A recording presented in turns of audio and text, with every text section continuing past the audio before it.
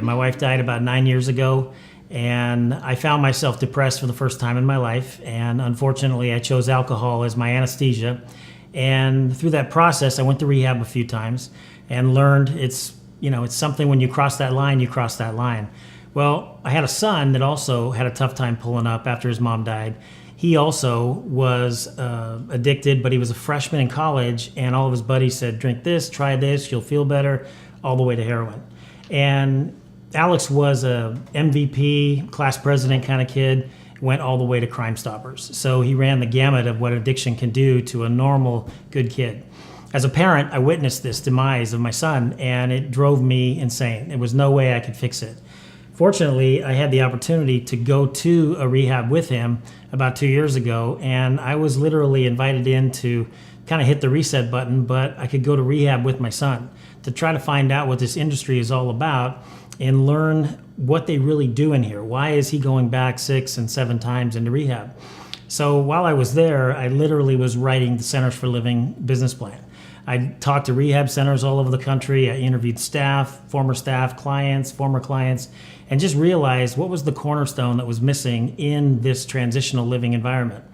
And I discovered one thing that really was troubling, and that's that it's a high margin business. People are actually making a pretty obscene amount of money on misery. And I thought that was a little bit wrong for the epidemic that we're in today. There's so many people that have needs that are turned away. So my vision was to create a nonprofit, make this something that was for the benefit of the public and the people that we serve. And that's why I committed to running this house that's accountable, it's safe, and it just ultimately creates an environment where people want to change. We breathalyze every night and drug test every 3 days. This house is sober. And so people have the opportunity to grow and change their life in a transformative way without the inconsistencies of your roommate using. And I think that's one of the cornerstones of while people are here, why it's a safe and thriving environment. There's always room for growth, and it's never too late to change. It's important that our colleagues get these dances in life, I call them dances, because it's the opportunity to move in a different way, to see things a little differently.